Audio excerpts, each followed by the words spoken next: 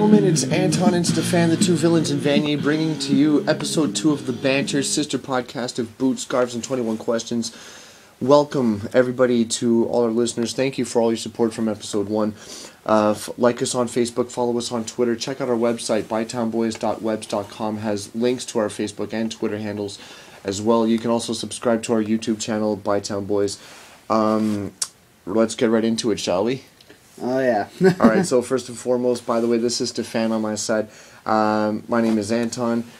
Stephane, you said you also wanted to do some advertising about some scarves. Oh, yeah. Well, tell us about these scarves. Well, there are inaugural scarves. There are first Bytown Boys scarves. Inaugural. Underline, inaugural, italicized, brackets, bolded, I don't care. It's the first one. Yeah.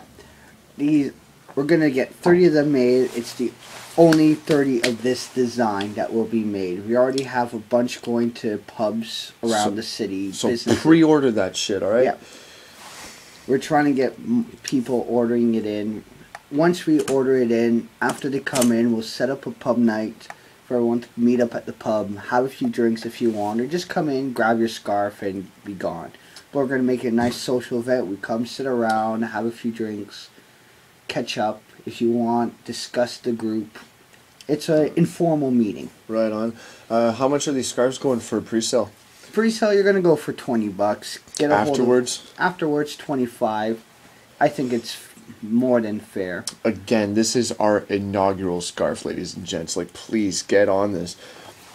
Alright, so let's get right into it. CSL, MLS, and international talk today. That's basically the three grounds that we're covering. Starting with the CSL, the Canadian Soccer League. The final has already been set up with the Montreal Impact Academy, number 2 seed, going up against the number 1 seed, Toronto, Croatia. It's fitting, right? On paper, it got number 1 and 2 going head-to-head for the Cup final. Going back to the quarterfinals, though, I mean, we look at Serbian White Eagles. They were number 6. They knock off number 3, SC Toronto 1-0. Which to me is fantastic. I'm an underdog fan, so I love watching the underdog actually take down the upper class guys. But throughout the rest of the quarterfinals, semifinals, I mean, it was the teams that should have won actually did win. And now we're setting ourselves up for a number 1, number 2 final. I mean, what are your thoughts, man? Well, SC Toronto, like, all my knowledge of CSL, because I can't view it, is from the CCFC season. And when I watched SC Toronto in Ottawa, I saw mistakes made by Ottawa.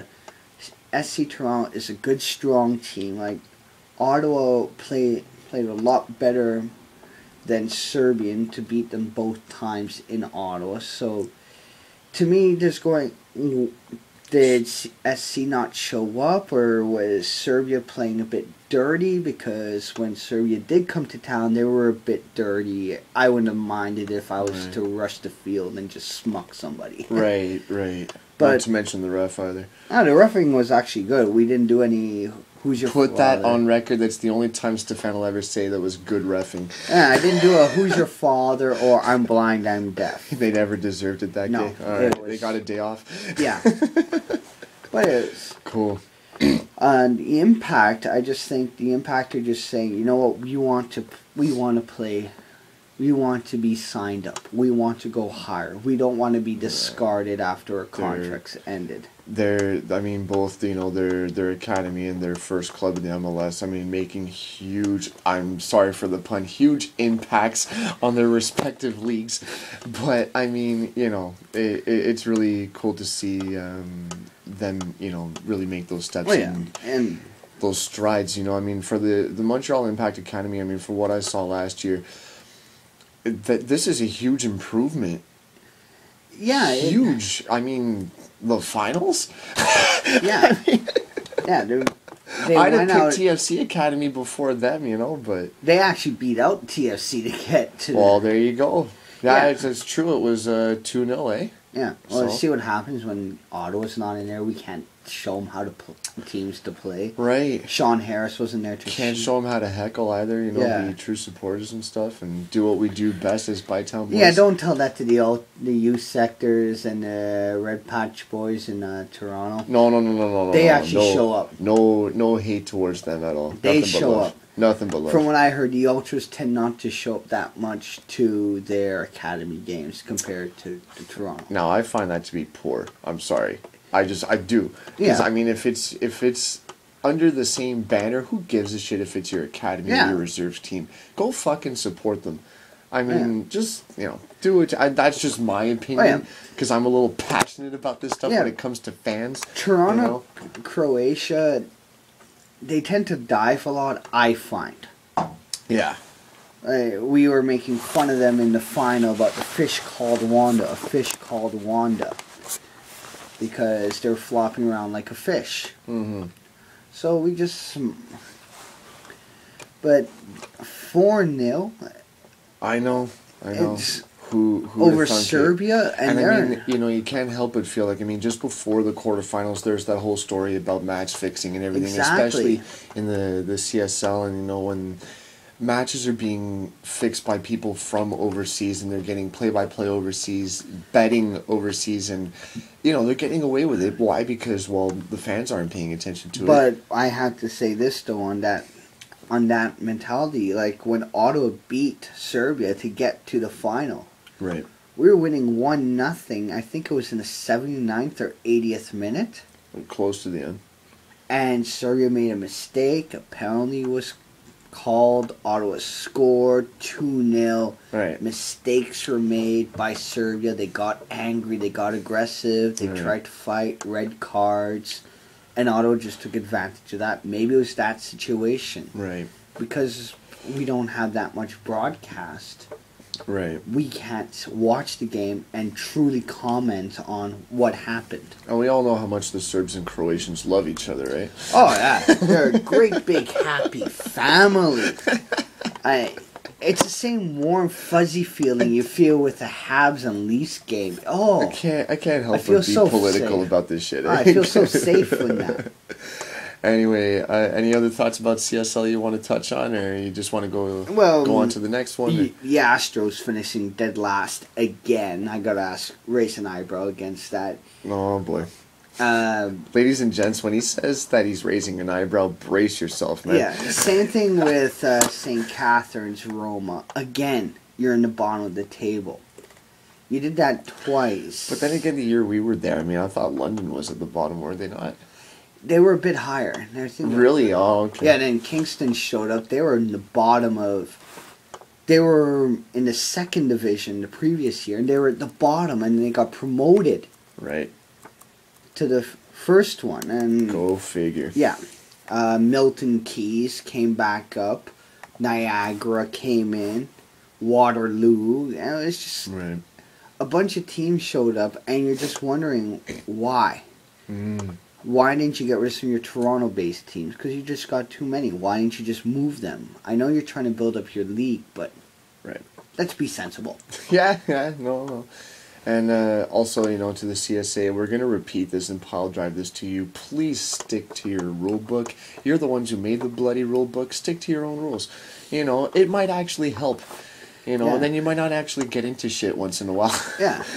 As often. Well, it's not retail. The customer doesn't always come first. No, exactly. Although their girlfriends wish they did. Anyway. Now, moving on to the MLS. 3 things we want to talk about. Obviously, the Whitecaps, the Impact, and TFC. Starting with Vancouver, big congratulations to them and to their supporters as well. Southsiders, what are the other? Rain City Brigade, and I can't remember the. And there's a third one, yeah.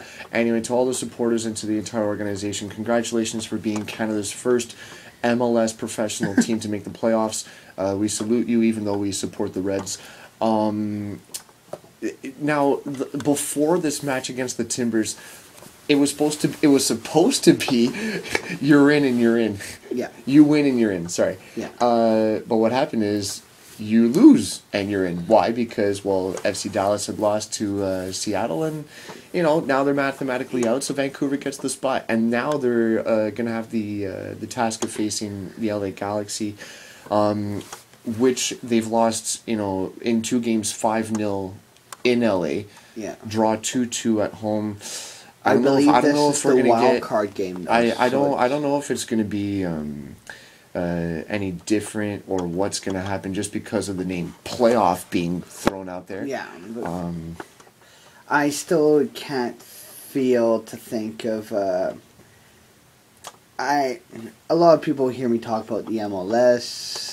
I'm not a big fan of it because I don't like how it's run, set up, blah, blah, blah. A lot of people hear me even if they don't want to, but they still hear. Yeah, you have no choice. You're listening to this, you're going to hear me say it. Exactly. Or you can mute me and hope I shut up in the next 5 minutes. Which will never happen. Yeah.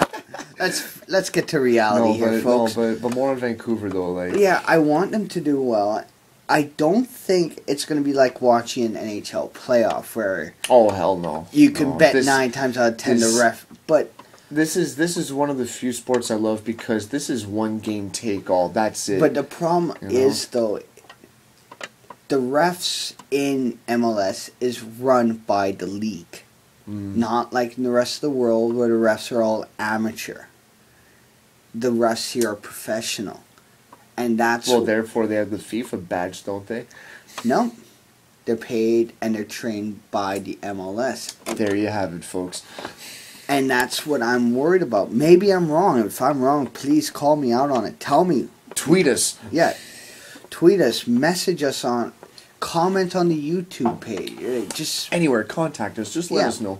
You have our website. You have our Twitter handles. If you don't, at the end of the podcast, we'll hand them out, and then you can send me your vitriol of how much you despise my opinions. We're all welcome to and that. I'll probably just ignore you anyways. I'll probably laugh. Anyway, so Vancouver gets the 5th final playoff spot in the West. Congratulations to them, to their match against the LA Galaxy. Now also with the Montreal Impact, it's their inaugural season this year. They finished a strong 7th, I believe, in the East. 7 points behind, yeah. Yeah, and you know what? Kudos to them because, well, TFC, it was, well... Yeah, they finished in 7th, and they were 11 points out of playoff spot. And they gave it a real go. So your overall impression, Stephane? Well, when we went to the Big O to watch him in April, I was impressed. Well, I wasn't. Well, the first half wasn't impressive. I was bored. No, I'm not talking about the games. I'm talking about the fucking supporters, man. That was shite. Actually, they had good supporters. You just couldn't hear them that well. But then the game started picking up a bit, and which was good. Back and forth. Right. Again, it was an exciting match. When they played in a Neutralite Championship against Toronto, they seemed to show up. Okay.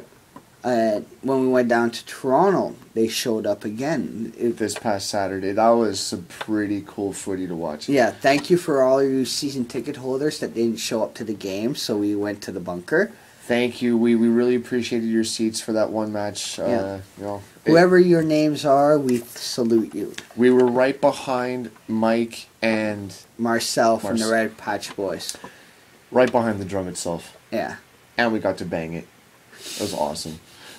I know, with a big drumstick too. Yeah, my drum got tuned up. Anyway, but any other things you want to touch upon the Impact? I think they'll be fine with the strong show of their academy going into the CSL final. If they can win this, I think it's going to help. It's going to draw a lot of attention, to Montreal. More players can be looked at, and Montreal's going to be able to expand its influence. And I mean, you look at their season. I mean, the amount of signings they did with all these, old Italians. the old Italians, but I mean, good names, eh? Yeah, they're technical players. They weren't. I can run faster than you. It's like, no, I can't. I'm slower than you, but I can pass the ball 50 yards on a dime. Yeah. While you have to hope for 10 yards. And Montreal was smart from beginning to end, and it showed they had a strong season this year. Yeah. Do we want to talk about the Reds, or are we just inevitably going to start talking about them anyway? About the season that never was. I don't know. No? Un americano.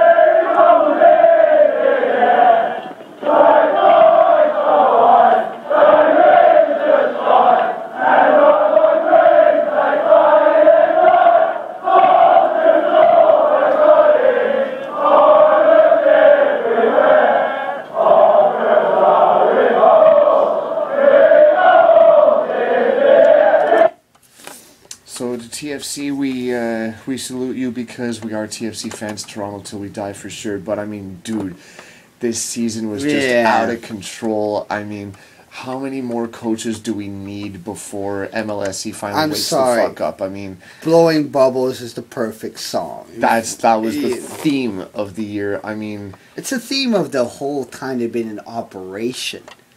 The best two good playoff tries to get into playoffs were their first 2 seasons. yeah, After that, it was a slow decline from there. And that's being generous to say it was a slow decline because there's only a few short years. But I mean, TFC, I mean, they finished dead last overall. I mean, dude, I mean, okay, besides, obviously we don't need another coaching change. no, they don't. So where do we need change? You need change in upper management and playing style. So what's your stance on the management then? The management is okay. You brought in Banter because you want attacking football. Right. Great, way to go. And it was starting to work. The problem is the league is a dump and chase system. Yeah, that's North American style, by the way. Yeah, but in the case problem you is hadn't noticed. that's why England doesn't do well in international tournaments because the rest of the countries have learned to play tic-tac-toe. Yeah. England still plays dump and chase. Right. You can't score a goal if you don't have the ball. Right.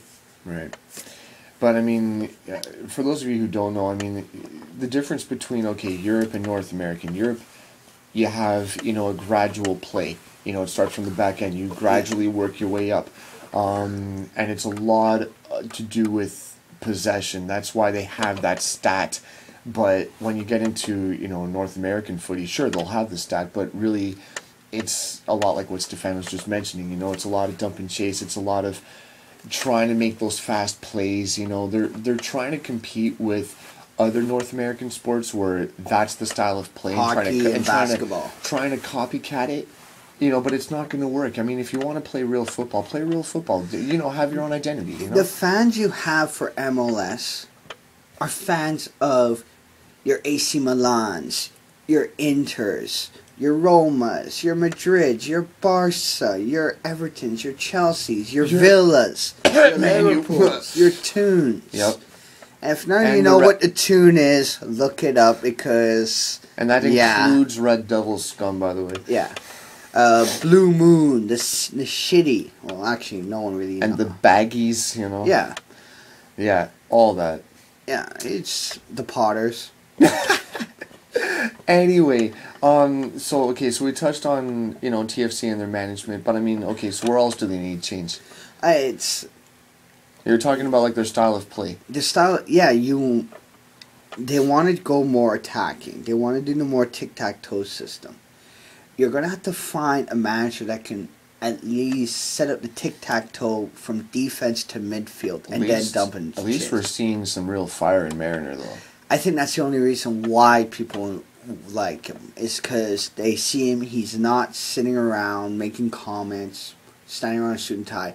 He's jumping up and down, working a sweat, moving up and down the lines. And he shows passion. That's all you really want to see from a coach. You want to see that your manager or your coach, the person who's in charge of your players, to show some emotion. Because I'm sorry, that's the one thing that takes away from NHL. The only time you see coaches, is John Tortorella. Well, besides Tortorella, I mean, it's just... Anyway, the thing is like, NHL coaches only get passionate when it comes to, a referee makes a bad call.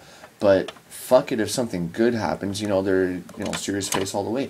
Mariner, thank you for being you. You know, because you show passion the whole 90 plus. Oh, don't worry, he'll get fined for some odd reason. Maybe because he looked at the ref wrong or called somebody an idiot. Yeah, and sounds like something I would do. And then MLS, he's going to be like, well, you're right, so maybe we should get rid of him. And then it's going to be back to square one. We're going to wonder why we're going to have another shit season. We're going to wonder why this, that, and the other thing. Anyway, so management, style of play, any other areas of change that they need? Because they need some serious turnaround, bro. To me, in the end, okay, sure, we can always say, they've hit rock bottom. The only way for them to go is up. But they need to do something about this. I was reading an article today about Toronto and the CONCACAF Champions League going in Mexico against Santos Lagunas, tried to get 3 points and 3-goal difference. But you mentioned all of the players that are seasoned players for TFC now. It was their first year. TFC has been riddled with injuries. I know that's not a fair excuse, but when half your team is constantly injured, right? Okay, I'll listen to you for a bit. So a lot of the players got a lot of experience that they weren't expecting to get that year. Right. So maybe that might turn around and be a great advantage. Maybe it won't be, but I'm not gonna lie. Frings is a great midfielder, but I think his time's come that he can't fight the injuries anymore. So time to move on. I think it's time for him to hang up his hat. Yeah. Or just bring him on as a super sub. Or find a different club or something. No, he's going to be brought on. He's now going to be relegated to super sub role. Okay. All right. Well, there you have it. Move on to internationals? Yeah, let's go for it. All right. So, off the bat, now, we're going to start with something a little obscure, which is, that fits our personality real perfectly. Oh, yeah. There was a U21 match that took place between Serbia and England, held in Serbia, and there's a lot of speculation about the fans, shouting out racial slurs. And then this brings up, racism that's been very well dealt with and cleaned out majorly by FIFA and UEFA in, their leagues and teams or wherever. Compared to a few years ago, it's definitely not as bad, but it's starting to creep up again in the media. So I don't know. Any thoughts on that? Some people will say, oh, it's a one-time offense, but Serbia's been known for this. Poland, Ukraine, a lot of Eastern European countries have been known for this. I'm not painting them all with the same brush, saying because Serbia did it, everybody else does it. But I read a book, How Soccer Explains the World, and talked about an African player playing in the Ukraine. Now let's face it, Ukraine is known to be a bit more developed than Serbia. And the player was saying how his own team's fans would throw bananas at him, and he's African because he's black, so they call him a monkey. They do monkey chants. His own team. I think FIFA's got to come down on these guys and say, fine, you're doing this, fine. Next home game, you play in a closed stadium. And it's not going to be a game against a small team. It's going to be a powerful team. And that's actually happened before too, where players have played in front of no one. I know for sure it's Turkey did that. I think Iran did it. I'm not too sure. I can't promise anything on that, but I know for sure Turkey did it. Yeah. All right, so moving on. Just a little world at a glance segment here. Talking about various countries in Europe who as well the world was at a standstill with regards to the clubs because it was World Cup qualifying weekends. England, France, Spain, Belgium, Russia, Sweden, Germany. Any of these countries you want to touch on? Well, no, I'm still impressed with the Spain-France game because I remember we were at Grace O'Malley's waiting for the Canada game to start, and I told you it's going to be a draw. People were going, oh, no, it's not. Spain will win. Spain will win. France drew it. I called it. Yeah. France is starting to get it back together again. Only make bets you're going to win. Exactly. That's why no one bets with me. I shouldn't tell people my secret. I could make a fortune. Anyway, but you're right, though. I mean, because people will take... It's, again, like what you talk about, North American mentality of sports, right? People go for the powerhouses. They don't give a shit about the weaker teams or this team or that team. They just want to cheer for the best and say they're associated with them. Yeah. They won't give anybody else a chance. So, of course, these footy supporters, they look at Spain. Why? Because they won the last 3 major championships in a row. 2 World Cups and... No, is it 2 Euros? Yeah, 2 Euros and 1 World Cup. France, well, they've been under hot water. So, sure enough, of course, Spain will murder them. But no, if you paid any attention to the Euro Cup over the summer... France really gave it a good run. I mean, sure, it was a real turnaround from the last showing, which we will, well, as a French supporter, will not admit to it, but it did happen. What, you lost to Senegal and Korea, Japan? Right. In 2002? No, 2010. No, you lost to Senegal in 2002. 2010, mate. I know, I'm still... Tabarnak. Anyway... The point is, since 2010, I mean, France was in real hot water, and then they turned it around 2 years later. And now, I mean, the fight that they gave Spain, that was amazing. Yeah. Even if you're not a supporter, just that game alone was incredible. Now, another one, Sweden-Germany. Wow. Germany, what were they up? 4-0. Yeah, 4-0. And then Sweden, what did they do? Draw it in the 94th minute. So it ended? I think... 4-4. Yeah, it was 4-4. If I can do my math. It was 4-4. No, exactly. No, of course I'm asking, a little rhetorically, but I mean, Germany, I don't know what happened.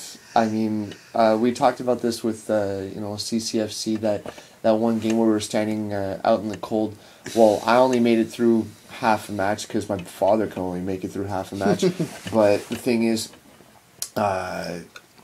it was, well, we were down 2-0 CCFC 2-0. And then came back storming 12 minutes with 3 goals, won the game 3-2.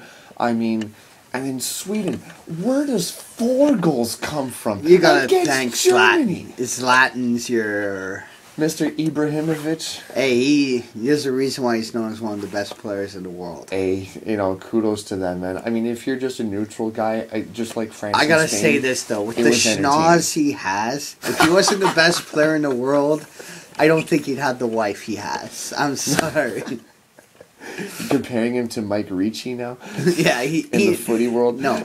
Mike Ricci has the nose that was remade 500 times. Zlatan's got the Pinocchio nose that was shrunk, but missed a couple inches. He finally told the truth once? Yeah. Anyway, Canada, it's kind of inevitable. We wanted to talk about Canadian soccer, women's and men's. Women's... Christine Sinclair suspended. Why? Comments that she made about the American game semifinal in the Olympics obviously pointed all fingers at her, the team, Soccer Canada, the fans, even neutral footy supporters, all knew and sincerely believed that the Norwegian ref who played a huge role in supporting the Americans. Dropped the ball. Yeah, and basically was their 12th player. Never mind the supporters being the 12th man, but the ref was there. It threw into question the credibility of the reffing, the credibility of FIFA as an organization, because let's face it, FIFA doesn't have to answer to anybody. Well, no, they are the governing body. Yeah, and it's hard to be a governing... I know we're trying to do something different with the supporters groups, but that's up on our website. You can read about it. Exactly. But it's just she said what everyone was thinking and that everyone wanted to say and that the media just wanted to lambaste FIFA over. So, I mean... Do you find that she, making that bold statement, that move, as a captain, do you think may not necessarily be the politically correct move, but obviously a move that was necessary to bring to the light? The right move is never the politically correct move. The right move takes courage. Especially when it comes to the supporters' point of view. Yeah, she stood up and said, no, this is wrong. We were robbed. Yeah. She stood up and said no. And you bring up a good point, because it's almost like, you're the kid who is being bullied every day at school, and then one day, you just say, you know what, enough's enough. You fight back and you're suspended. Yeah, exactly. And I can attest to that because it happened to me. Now, Now, what do you do? I stood up for myself. Well, you're supposed to tell us when you're getting bullied. By the time you go tell the teacher you're being bullied, the bullies run away and made up a cover story. And the entire time, maybe they were scared to say anything, just like anybody who's being bullied. No. She said enough's enough. But you know what? Big kudos to Christine Sinclair and what she did. We back you 100% and more. I mean, it takes real guts to do what you did, and we all know you did it with class, with poise, with ease. What was it one everything. of our friends used to say, Nicole? She wore her ovaries on the outside. Exactly, but I mean, I'm speechless. I'm happy sorry. the CSA is paying for her fine. I really am. Yeah. For them to say, you know what, we support your... But do you even think, okay, obviously, what happened in the game is what happened in the game, and, then she gets the suspension. I mean, it's not necessarily, do you think it was the right thing to do, but do you even think the suspension was fair at all? No. What was it, for 2 matches? I think it was 3 or 4. 3? Oh, more. Okay. But anyway. Hey, she more or less... She didn't only call out the ref. She called out FIFA. Yeah. And that's not... It's like... It's not only blaming your teacher in class for being ignorant. It's blaming the principal and the school board. Right. And that's... You're playing with fire. And she was ready to play. She was ready to get burnt. She got burnt. But she accepted it. And she said, fine, I got burnt. Next. Right. Moving on to the voyageurs of Canada throughout the entire country. This one's for you. Stephane, take over. 12-1.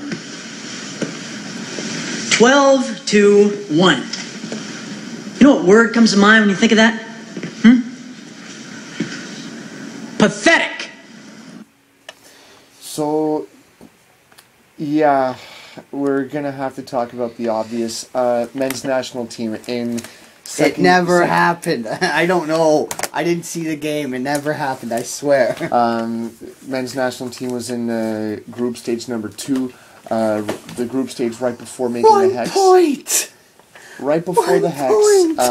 And it was 1 game. That's all it was. It came down to the last game. It was, the Hollywood ending was set up, but the way it ended, I mean, goodness gracious. I mean, second half, we got tweets saying, oh, do you remember when it was only 4-0, 5-0? Man, I missed that, and then it ends up being 8-1 for Honduras. Stephane, do you think, okay, off the bat, what implications does this have for Soccer Canada overall, do you think? And what I think it does is throw into question of Soccer Canada's, not their picking of managers. Let's face it, it's not the managers that we have an issue with. No. It's our ability to develop players, and also our ability to retain those players. We have 2 players in the Premier League who can play for Canada, but haven't decided who they're playing for. I know this is a sore topic with a lot of voyageurs. Jonathan de Guzman, Julian's younger brother, and Junior Hoylett. Junior Hoylett can play for Jamaica, but Jonathan can play for Holland if he's called up. But Julian, Jonathan.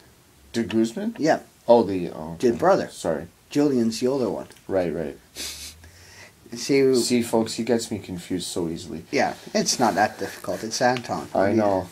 No, but we got him. I support the French, that's why. Yeah, see? But we have to be able to develop our players. Richard Starnes wrote an article in The Citizen this weekend about how the CSA is finally realizing they got to develop their players. Yeah. They're looking at the European system of the first touch. Well, that was the same point that was brought up by Jason DeVos of TSN. That's- It's like we have the resources of all the 8, 9, 10-year-old kids because the sport is everywhere. Well, the main I don't know thing, if any of you know this, but we have the resources, but we don't have the system in place. And Yeah. if we do, guess what? We might actually have a legitimate shot. and also, the reason why parents love signing their kids up in the sport, one, it's easy. It doesn't take much out of their day compared to baseball. No. Two, No. it's cheap. Yep. And that's the biggest thing. Well, isn't it historically known as the poor man's sport? Yeah. Yeah, there you go. And then Dr. James Naismith made another one, basketball. But Right. that's a different story. No, but it is. Okay. Now, what do you think of their announcement of looking for a new technical director, Stephen Hart resigning? I think they're trying to save face. Personally, Okay. I really do. We're very blunt on this show, by the way. Oh yeah, I'll call people out, but if you know you're right, that's what it's prove all you're about, right, man. and I'll step down. That's what but it's all I'm about. calling them out. Yeah.